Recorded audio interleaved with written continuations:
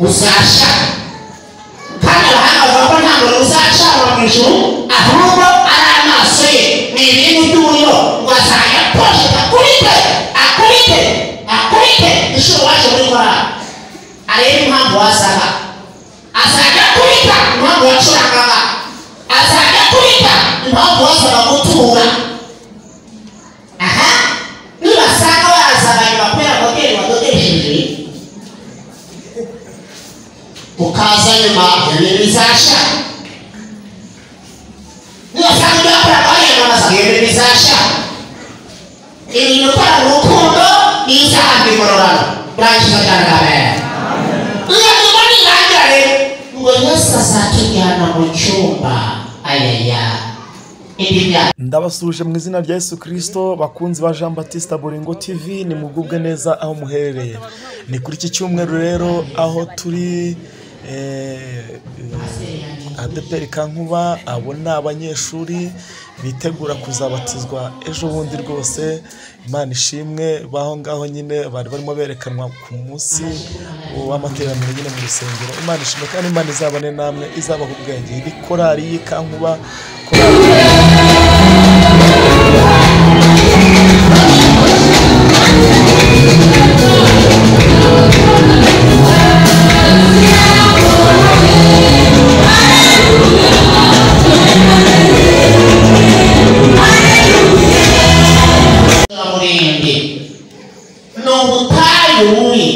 nta kwifuriza kubamo ubutayu hanagura imirimo y'Imana yose yabaye ku muntu akibagirwa Uwiteka.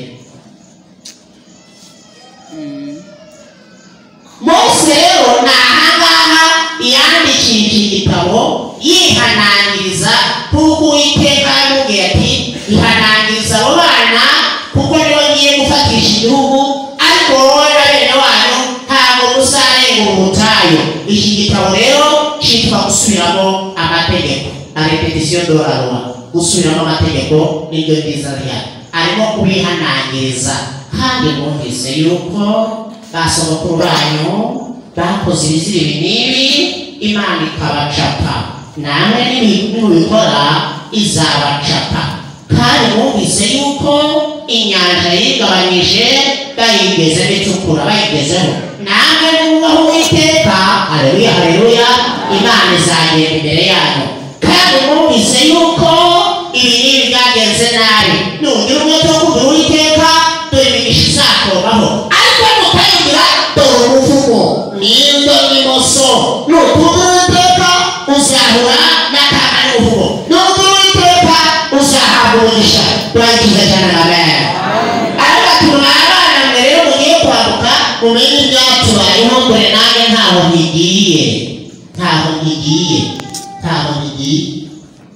ngo yihimye ahantu ajya kuhinyuza Uwiteka kuko yajyaga amuhinyuza mu migambi ye. Ngo aragenda isengesho rikomeye mu bice n'ahari nibwira, ngo aragenda arira ati Uwiteka we umujemo koko uzi ikintu Uwiteka yamukoze.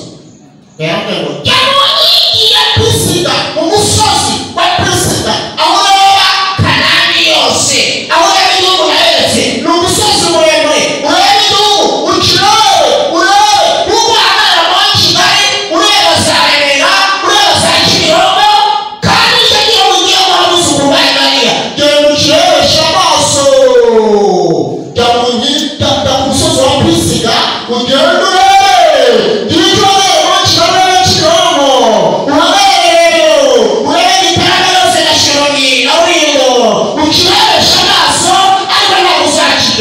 narirahiye bahindura isengesho tenagana mutereta akanyumve reka nongere muteretege baruna Uwiteka we wambabariye iki gihugu nyeretse nibura bazagikandagiramo ko nakikoze mu Egiputa kakivuga butayo kakibwira abanyore urangije nakigeze. Uwiteka avuga ngo ntiwongere kumvira iryo jambo. Niko handitse Mose wari kubwira mwene ariko no kirere ntacyo uzamera, ntabwo wagaragaje kwera kwanjye yewe nimukuzaho kwigutsinda muri icyo kibazo irangije biramwihambira ngo ntawe uzi igituro cye n'amagingo aya ngaya cyokora yaje kumurobesha igihe cya Eliya na ba Petero yerekana ko yamugiriye ibambe amazina n'amazina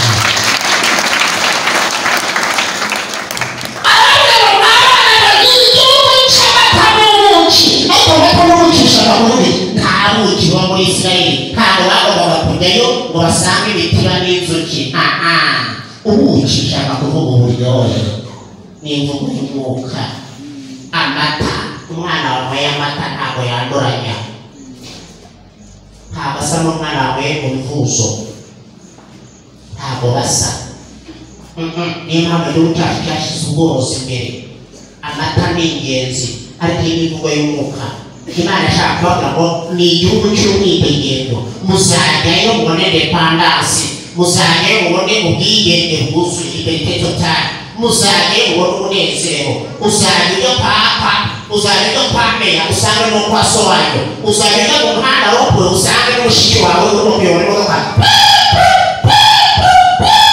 usange no kwa so wanyu ni igihugu muzigendaho ntabwo muzongera kwicwa n'ubucakara iyo turi muri Yesu turigenda turidagadura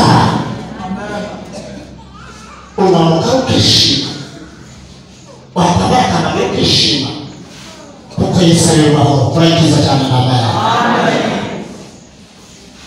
twasomye rero ni huti hejuru hano hazabera ibirori aya mashusho ya Kanani yo mu isi hari Kanani yo mu ijoro bazataha Yohana we bari ari bande niko kasoma kugaje bavuye kandi batutse kono kubara wish cyane ayo mwami yo wese abantu bose batasha bakura haleluya haleluya umuntu arera kuzataha batutse aravuga ngo bavuye mu rujya rw'abaro kandi bagiye bakwepa bagiye bafata ishuro ryabo bakaremeza amaso ya ntama haleluya Bibiliya ivuga ko intama izavuga intama yivuga hari imyaka 3 y'igice mu kumenya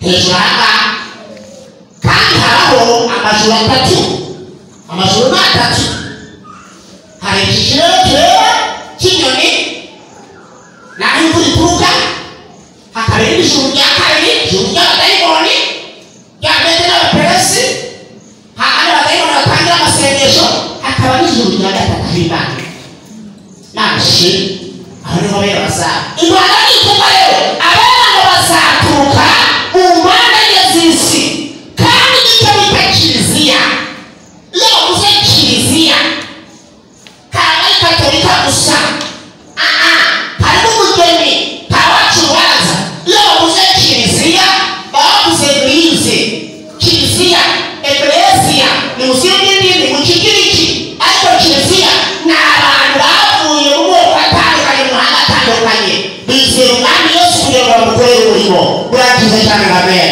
abo bera rero umunsi umwe bazataha niho Yohana yabonye bazataha impamvu izavuga ngiye kuvuga ibintu bizabera aha ngaha hejuru Imana ishimwe impamvu izavuga nimara kuvuga ngo abera batahe ngo Yesu azahita adupimira imirimo imyaka 3 n'igice umurimo wose utakoranye urukundo uzashya kandi abahanga bavuga ko nta muntu uzacanwa mu ijuru ahubwo ari amaso ye ni ibintu by'uburyo ngo azajya akoresha akubite inshuro waje muri korali arebe impamvu wasaga azajya akubita impamvu wacurangaga azajya akubita impamvu wazaga gutura nibasanga wazaga nyuma kubera modeli wadodesheje ukaza nyuma ibintu bizashya nibasanga ibyakoraga wayamamazaga ibintu bizashya ibintu ukora mu rukundo Branch Magarabe. Iyamani ngajare ngo Yesu azatujyana mu cyumba ayaya indi myaka 3 n'igice aho abera yababonye ngo abamarayika bafite amatsiko yo kureba umugeni.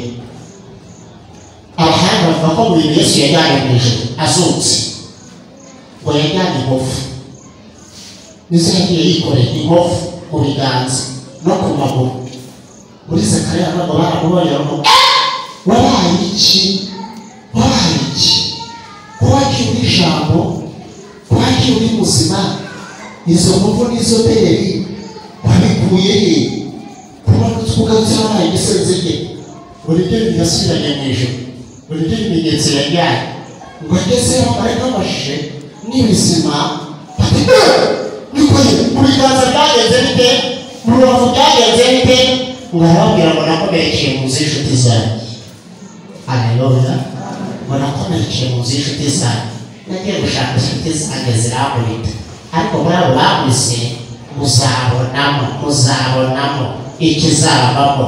Hari abashitsi twiteguye n'ahangaha burangikiriza cyane ngo amen. Ubukwe ntibudupfuye agashikura umwana yacu yakiriwe n'abakozi bose amaze kudupimira ngo tuzinjira mu cyumba kwa shefu ngo twinjire mu cyumba kwa shefu kuko nta mugabo utajyana umugore mu rugo rwiwe kuko twese turi abageni twarakowe. Burangikiriza cyane amen.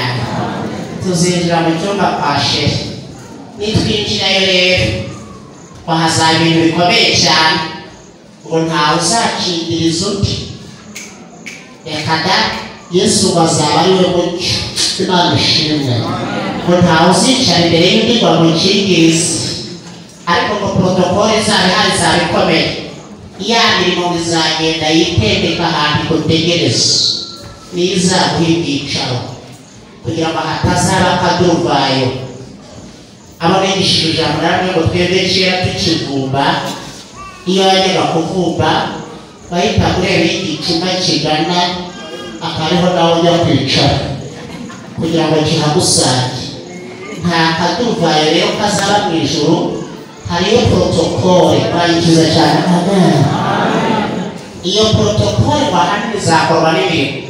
Uzinjira muri iyo sare cyangwa muri icyo cyumba cyo kwa sheri imirimo yakoze yagutegereje uhite kwicomeka ikugendeho ikujyane kugira ngo utaza kujya kuduvaya wicara kwa Aburahamu utahakwiriye. Dore Aburahamu bakitwa ameza Aburahamu se wakoze ibyaha dore bageko kwa ameza utwara ameza turakora ko tukwicaza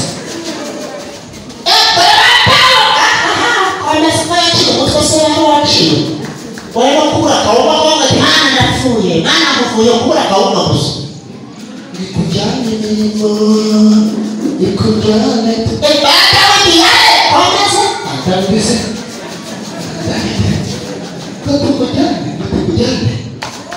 tukujyane turi mu bakozi umwe yaravuze ngo icyanya gicaza no kwibaraza ariko nkagenda ariko nkazaba nabifuriza kuzataha ibirori ntibifuza kuzataha urukwe ntibifuza kuzabura umuganda ibyo mukora byose mubikora mu rukundo ngo tukwicomeka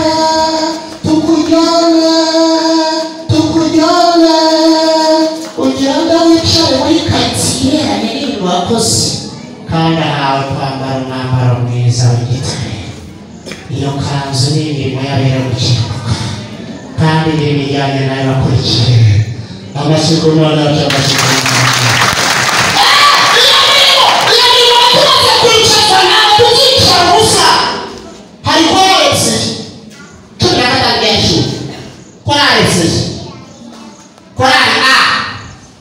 Isabiyobore na Mose tuzaremererwa ya Mose iyo korali ngizabika abantu b'abafondateri abantu batangiye ubutumwa abantu bahaye inzira. Haleluya haleluya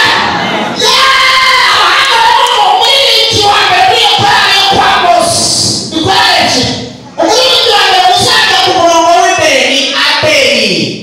Amina Abeli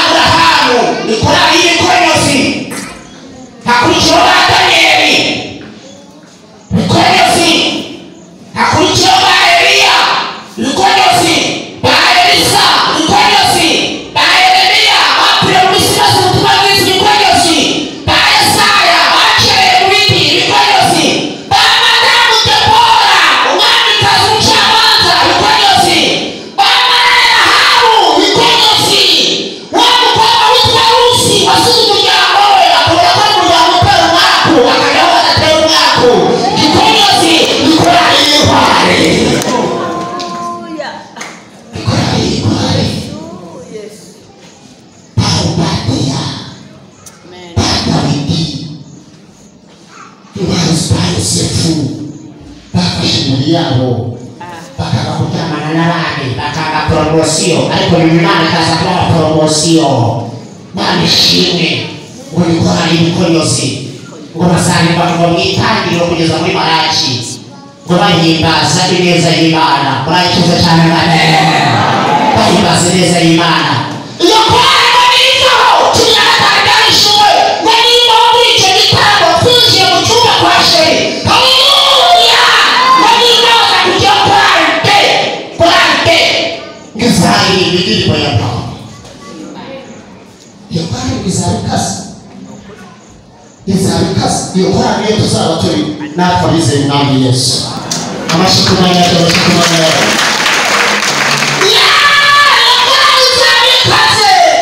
izabikaze bazayibanzamo ngo wa mbere Sitefano wera bamuteye amabuye uwa kabiri Petero bamwambacanye, uwa gatatu Baritemayo baramushishiye n'ihene amayisi atatarapfa amaraso amushyiramo, uwa kane Matayo bamushishiye imyambi mu Buhinde, uwa gatanu Revera Yesayu witwa Yakobo bamuciye igihanga, uwa gatandatu Polikarpo Revera Simuruna bamutwitse n'ubuzima, uwa karindwi Perpetua bamutwitse mu biganza twite batihakane Yesu uyu mwaka turamukuwa hagati y'indapfa ibyuma bisigaye hirya. Haleluya! Uwa karindwi uwa karindwi Pawulo bamuciye igihanga i Roma. Ni korali ibikonyozi tazi ba Yosefu bihanganiye umusaraba, tazi ba Mariya bihanganiye umusaraba, tazi intwari zose muzi muri bwenge zaba byo nanjye ntabwo zaburayo. Abashikumanya ni korali ihambaye, ni korali nitugora kujya ku murongo. Natwe abasaa 11 niko birivuga muri Matayo, abasaa 11 bize Umwami Yesu ngo natwe tuzahaguruka muri iyo korali.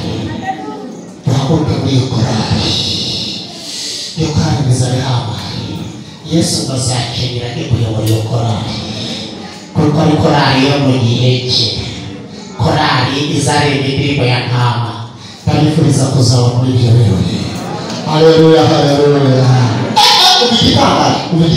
Ubigitangaje ngo nacyanga isambo nacyo rwawe yuko ngo nabwo ruzaguruka ruze muri iyo korali, ngo nabwo ruzeteta ubusa ngo ruhagarare ku murongo wabo. Ngo bazaba bahagarariye abantu bakiriye ubuntu bwa Kristo batageze mu rusengero. Uwo murongo azaba uri kandi bazahasanganirwa n'abandi. Hari abandi bazahabusanga bimeze biteze. Hari umuntu uzazinduka ashaka kwakira Umwami Yesu akubaza atari ko Yohana hariya musengera he utahana, ariko uzi ko nakije, uzi ko naretse ibyaha byanjye birakabije, ejo nzaza gusenga ariko Umwami Yesu naramubabaje, ibi bitabiretse uko kwatura gusa. Impanda nivuga azagenda kuko yabigambiye mu mutima, Imana ikara mu mutima kandi atageze mu rusengero. Ubu impanda nivuga azagenda. Iki gisambo se banyamara icyacu cyatanze nta n'amaturo, nta n'igice cyize, nta n'urusengero cyize, ngo cyabanye Umwami Yesu bamugize inyama, ngo cyandurutse amaso kirizera. Murayicuze cyane amen. Uwo muntu rero usaba yakambira umutima ariko impanda ikavuga atageze mu rusengero, impanda ariho azaturanya atasiyo abisikanye atandukanye n'undi muntu umaze imyaka 20 cyangwa irenga muri rusengero. Uzaba hano ku cyumweru avuye mu iteraniro cyangwa indi minsi agende yiciraho ubundi se bimaze iki? Ibya Yesu yarandetse aho yahereye mwana wanjye, ibi ndabirambiwe, ngiye kwisambanira, ngiye kwinywera inzoga, ngiye gukora ibizira. Acira mwana n'ubundi ni hahandi acira icupa, fata irindi nanjye fata irindi, ngwino dusomane amacisi aho nabereye kuri korali kandi avuye mu rusengero Imana nivuga ntabwo azayumva. Abisikanye na wa wundi ubwari utarajya mu rusengero, abisikanye n'urimo kwicira ngo ruhate ku izina rya Yesu. Bibiliya ikavuga ngo ukiranuka ntuzageze imperuka. Haleluya, haleluya.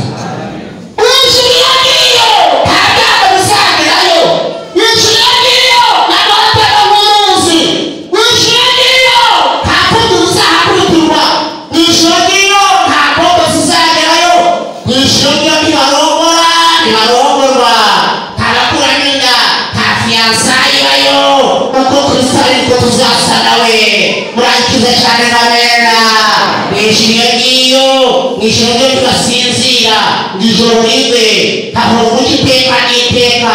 Nishobora bajya ku kiraka ngo babirukane babacuraguze. Nishobora nta tubizi yakuritirwa nta bapfakazi ntaki. Ni igihugu cy'amata n'ubuki tuzajya duhage. Imana niho umugisha mu izina rya Yesu. Tujye gusenga Imana, bege kwezi gusenga Imana. Muri iki gihugu uzabayo, muri iki gihugu uzagerayo. Mbega izo si zombi niyiyubisemo. Iki gitaramo ntabwo wakibamo ubuso w'umukristo. Urabona ufite ibyiringiro, urabona ukiri mu nzira ifunganye, urabona ukiri mu nzira y'ibyiringiro. Twubike imitwe yacu ibitekerezo. Imana yabantuyeho ntabwo aretse ko bibigishe, ariko Imana yagomba kubabwira amagambo. Yewe mukristo umaze imyaka myinshi, mbese uracyafite ibyiringiro, mbese uracyarwanira umusaraba, mbese uracyafite amatsiko yo kuzumva Imana. Imana iramushaka wongere ugaruke. Ni igihugu cy'amata n'ubuki. Ubusobanuro bwose waragenda. Yewe umushyitsi waje hano, ni igihugu cy'amata n'ubuki. Kandi umunsi wawe n'uyu nguyu, mbese urashaka kuzaza muri ibyo birori. Uzabayo, wabayo. Kuba tuzira rya kabiri se, ibyo ukora ari byo. Kuba batijwe se, ibyo ukora ari byo. Imana iragushaka. Gusiga ibyo mwese bitazahoraho. Wiringire Yesu umwami w'ijuru n'isi. Turashaka gusenga. Umuntu twamusengera. Ijambo ryawe rimumurikiye rimubereye turushiwe ritaraza. N'iryo juru tumusengere. Imana irashaka gukiza abantu. Imana irashaka guhembura abantu. Imana irashaka kuza abantu iyo bajya. Abantu bitwirengagiza. Abantu bitembiya. Abantu bijya gusubira inzira. Ni inkuru si cyane. Iwacu ni mu ijuru. N'ubu Yesu tuza kuzaza. Yewe mukristo we, habe wibuze iby'intambara gusa. Yego kwitunga nibyo, ariko yo kwambutsa uzagutunga. Mbese uracyambutsa uzagutunga. Mbese umusukura urukundo cyangwa uriyamamaza cyangwa uriyemera. Ni igihugu cy'amahoro, ni igihugu cy'amata n'ubuki, ni igihugu uzaduhage. Umwami Imana azakenera duheze. Niko Yohana we bariya bavuye henshi, bavuye he n'isi y'umwijima. Uziko twatuzwe ntabwo uzarokoka. None havuyemo abantu bityo byakunaniye, abandi barabikora. Bityo byakugoye, abandi biraboroheye. Turagusaba ngo wigire tumusengere, tukumurikire Imana. Umuntu umwe dushaka kumusengera, ashaka kumusengera agakizwa ari bwo bwa mbere. Nahaguruke tumusengere. Uwumva yaraguye nahaguruke, uwumva afite intege nke nahaguruke. Imana imuha mu izina rya Yesu. Imana imuha umugisha. Umwuka wera no gukora ku mitima y'abantu. Imana ibahe imigisha. Imana ibagirire neza. Bitekerezeho. Uzajya muri ubwo bwami. Imana ibahe umugisha. Uzaba muri ubwo bwami. Urumva wajyayo. Imana ivuze wabayo. Imana ibahe umugisha. Imana ikugirire neza. Imana ibahe umugisha nawe uhagurutse.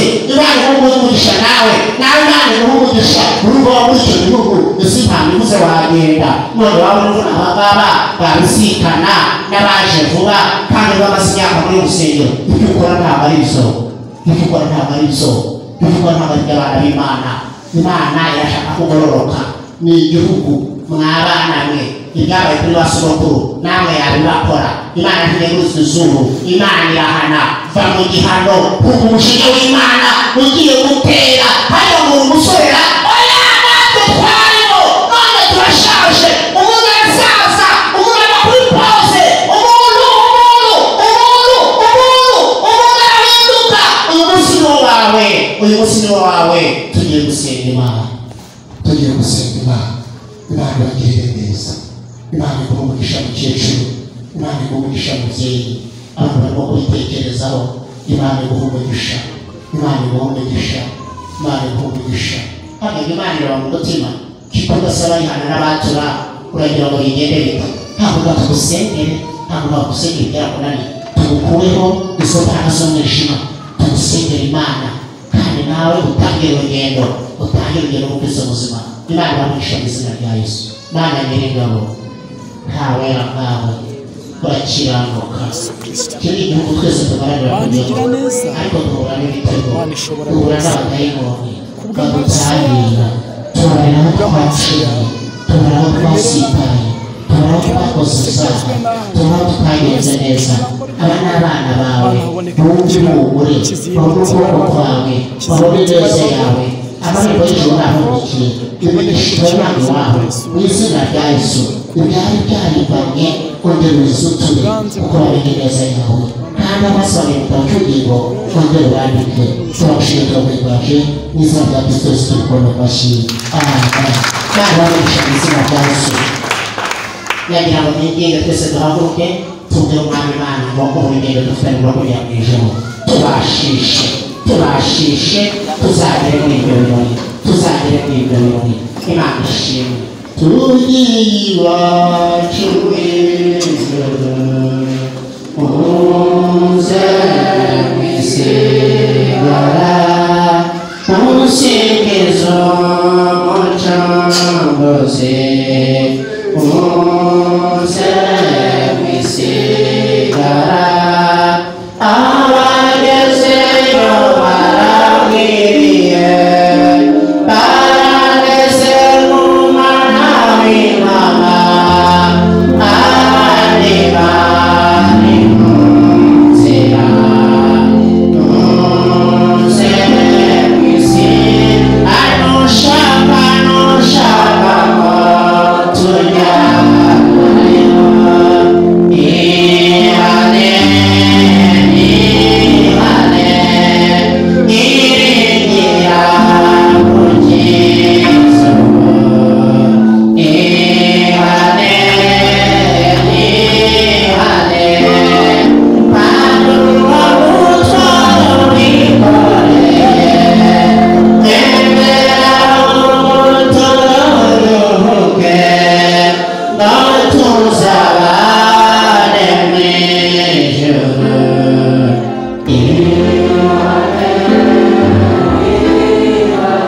ubwami bw'Imana buratwararirwa kandi Pawulo yandika ngo nuko umuntu wacu w'inyuma asaza uwemera agomba kubaho kurushaho kuba mushya. turakwifuriza kuba mushya kwisaza mu mutima ngo wibagirwe inshingano za gikristo, wibagirwe imico y'abakristo, wibagirwe guhangana kw'abakristo, wibagirwe imirimo ya gikristo, wisa n'ab'isi. hari igihugu tuharanira kujyamo. Imana ibamugisha mu izina rya Yesu. reka turambure ibiganza tumwe Imana ngo dushoboze. Mwami Imana shima urugendo dufite rwo kujya mu ijuru. ni urugendo rurerure kandi rugufi biterwa no kwizera k'umuntu. dutahuke dukiza dutahuke mu izina rya Yesu. twanze kugwa twanze kumwicira twanze guhekera muri iyi nzira turukana ibitotsi bibi mu izina rya Yesu. igihugu turimo tugeramo turashize imbaraga zacu mu izina rya Yesu. imiryango twayisiriye nibongere bakabyina Pentekote, nibongere bakabyindirimbo mu miryango yabo, nibongere bakajya gukiranuka ubuhanga bwarazira mu izina rya Yesu. ureke imbuto batavuze amagambo menshi nazo imbuto zawe zivugire kandi ukaza kurimo. urakoze kudukomeje kandi uhamaze twemye tugukondera amashyi tugushimira mu izina rya Yesu. Amen. Imana ibamugisha mu izina rya Yesu.